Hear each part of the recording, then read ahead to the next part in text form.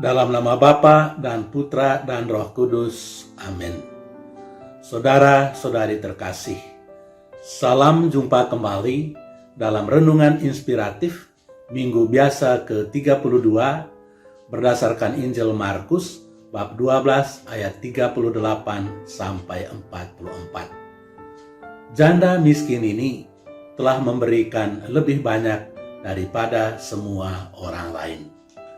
Bapak, Ibu, Saudara-saudari terkasih, majalah Time dari Amerika Serikat pernah bercerita tentang seorang janda yang tidak berpendidikan. Namanya Ursula dari wilayah Mississippi, Amerika Serikat. Tahun 1920, ketika masih duduk di kelas 6 SD, ia harus berhenti sekolah karena orang tuanya sakit. Sesudah itu, ia tidak pernah sekolah lagi. Oleh karena pendidikannya yang rendah, ia tidak bisa mendapat pekerjaan yang memberikannya penghasilan yang tinggi. Selama 75 tahun, ia cuma bekerja sebagai seorang tukang cuci dan setrika dengan gaji yang tidak terlalu besar.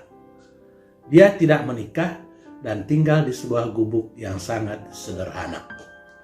Tahun 1994, ia berhenti dari pekerjaannya.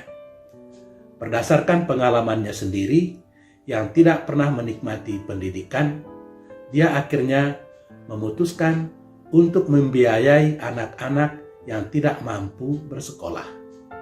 Karena itu, ia mengambil tabungannya dan menyumbangkan sebagian uangnya itu untuk paroki dan sebagian lagi untuk dirinya sendiri. Sementara itu, sebagian besar dari tabungan itu disumbangkannya untuk Universitas Mississippi sebagai beasiswa untuk anak-anak yang tidak mampu. Hal yang mengejutkan banyak orang adalah jumlah uang yang disumbangkannya itu, yakni $150.000 atau kira-kira senilai 21,4 miliar. Dia memberikan semua kepunyaannya untuk kepentingan sosial.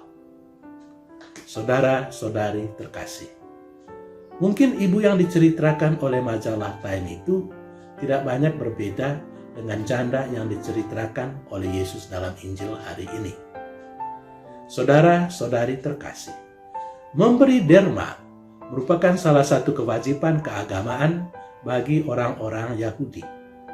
Itulah sebabnya di setiap rumah ibadat atau sinagoga disiapkan kotak-kotak derma di mana setiap orang boleh memberikan sumbangan untuk kepentingan rumah ibadat.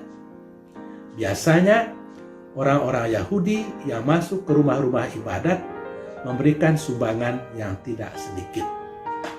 Pada hari itu, Yesus baru saja selesai berdebat dengan orang-orang Farisi dan ahli-ahli Taurat tentang berbagai hal, antara lain tentang membayar pajak kepada kaisar, tentang kebangkitan orang mati, dan tentang hukum yang utama.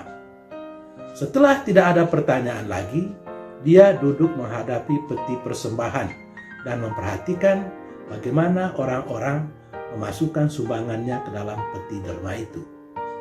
Banyak orang kaya memberikan jumlah uang yang besar.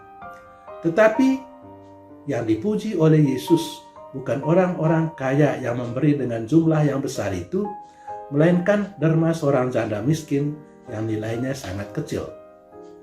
Mengapa Yesus memuji pemberian janda miskin yang jumlahnya tidak seberapa itu? Alasannya ialah karena bagi Yesus pemberian itu mempunyai arti kalau di dalamnya ada aspek pengorbanan. Orang kaya bisa saja memberikan banyak, tetapi apa yang dia berikan itu merupakan kelebihan dan tidak ada artinya dibandingkan dengan kekayaan mereka. Pemberian yang sangat bernilai di mata Yesus adalah pemberian yang disertai dengan pengorbanan tinggi. Memberi sampai ia sendiri merasa sakit. Pemberian janda itu merupakan salah satu contoh. Jumlah yang diberikannya sangat sedikit, tetapi cuma itulah kepunyaannya. Dia memberikan semua yang ada padanya, dan sesudah itu menyerahkan diri kepada Allah. Orang seperti itu tidak akan ditelantarkan Allah. Pengalaman janda dari Sarfat dalam bacaan pertama hari ini merupakan contoh di mana Allah tidak pernah meninggalkan orang yang telah berkorban untuk dirinya. Saudara-saudari terkasih, Khalil Gibran, seorang penyair terkenal dari Lebanon, pernah berucap, "Engkau memberi cuma sedikit kalau engkau memberikan apa yang engkau miliki. Hanya kalau engkau memberi dirimu sendiri, barulah engkau sungguh-sungguh memberi." Hal itu berarti bahwa nilai sebuah pemberian tidak tergantung pada besarnya jumlah yang diberikan, melainkan pada aspek pengorbanan di dalam pemberian itu. Suatu kali, Leo Tolstoy, seorang pengarang terkenal dari Rusia, bertemu dengan seorang pengemis. Ia meraba-raba sakunya, tetapi tidak menemukan uang untuk diberikan kepada pengemis itu. Maka dengan penuh belas kasih, ia menunduk dan memeluk serta mencium pengemis itu sambil berkata, "Saudaraku, jangan marah. Aku tidak memiliki apa-apa untuk diberikan kepadamu." Tetapi pengemis itu menjawab, "Tetapi engkau memeluk dan mencium aku. Engkau juga menyebut aku saudara. Karena itu, engkau telah memberikan sesuatu yang sangat berharga bagiku, yakni dirimu sendiri."